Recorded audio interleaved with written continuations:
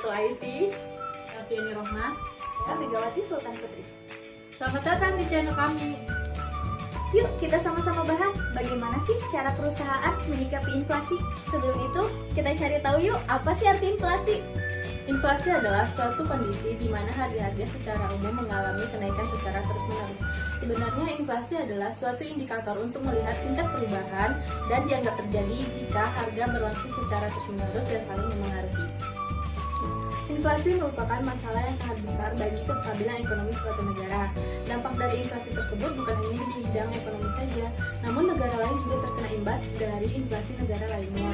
Beberapa masalah yang ditimbulkan dari inflasi antara lain turunnya nilai mata uang, kenaikan harga, peningkatan pengangguran, dan hilangnya investasi. Di Indonesia, untuk mengatasi inflasi, sudah ada lembaga yang ditunjuk oleh pemerintah, yakni Bank Indonesia. Bank Indonesia memiliki tugas mengatasi inflasi dengan kebijakan-kebijakan yang dapat mereka buat.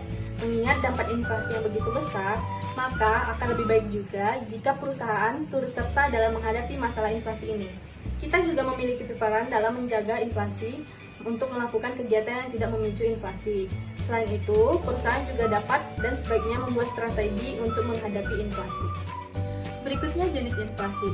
Secara umum, inflasi digolongkan menjadi 4 macam, yaitu inflasi ringan, inflasi sedang, inflasi berat, dan hiperinflasi. Inflasi ringan terjadi apabila kenaikan harga di bawah 10% dalam setahun, sementara inflasi sedang antara 10-30% dan inflasi berat antara 30-100%, dan hiperinflasi terjadi ketika kenaikan harga berada di atas 100%. Hiperinflasi ini biasanya disebut juga sebagai inflasi tidak terkendali. Penyebab inflasi. Kenapa inflasi itu bisa terjadi? Umumnya disebabkan oleh 2 faktor, yakni faktor alami dan juga faktor buatan. Inflasi alami maksudnya inflasi yang terjadi tanpa adanya suatu kebijakan atau praktik tertentu. Inflasi alami juga terjadi berdasarkan hukum ekonomi supply demand, di mana saat permintaan yang semakin banyak tetapi harga penawaran yang tetap atau bahkan naik. Sementara inflasi buatan adalah inflasi yang sengaja dibuat oleh manusia secara sistemik. Inflasi buatan juga biasanya dilakukan atau dibuat oleh orang-orang yang tidak bertanggung jawab atau bersifat curang. Misalnya dengan cara menimbun barang-barang yang sedang dibutuhkan oleh masyarakat sekarang. Oke teman-teman, selanjutnya di sini ada cara menghadapi inflasi ya. Seperti yang sudah disinggung di atas, besarnya dampak inflasi ini perlu membuat kita untuk membuat rencana menghadapi inflasi ya, terlebih untuk sebuah perusahaan di mana struktur dan kegiatannya kompleks, berkaitan dengan banyak pihak, mulai dari pemasok, konsumen, masyarakat, karyawan, dan buruh, dan masih banyak lagi pihak yang lainnya. Maka perlu lagi untuk membuat cara untuk menghadapi inflasi ya. Berikut ini ada beberapa cara yang akan saya jelaskan untuk dapat perusahaan melakukan menghadapi inflasi. Yang pertama, ada efisiensi biaya internal.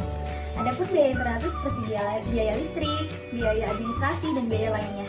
Yang kedua, itu ada menekan biaya produksi, biaya operasional, dan biaya pemasaran. Ketiga biaya tersebut yang tidak efektif, sebaiknya tidak dipakai atau dikurangi saja ya. Yang ketiga, melakukan inovasi dan variasi produk. Dengan melakukan inovasi dan variasi produk, maka diharapkan penjualan akan terus berjalan. Yang keempat, ada meminimalkan biaya penyimpanan dan biaya gedung. Yang kelima, menaikkan harga. Strategi menaikkan harga merupakan strategi atau langkah akhir yang dapat dilakukan jika keadaan sudah sangat mendesak. Jadi, untuk menghindari inflasi, kita semua juga dapat memastikan bahwa keuangan perusahaan dikelola dengan baik untuk memudahkan kita menghitung dan mengelola semua keuangan yang terjadi. Kita dapat menggunakan bantuan software akuntansi seperti jurnal itu dapat membantu kita untuk menjalankan sistem akuntansi perusahaan kita dengan cepat ya. Kita juga perlu menginput semua transaksi jurnal secara otomatis dan mengelola menjadi laporan keuangan. Jadi, gimana teman-teman? Sekarang udah pada tahu kan bagaimana perusahaan menyikapi inflasi? Kalau udah pada tahu, jangan lupa di like, comment, and subscribe.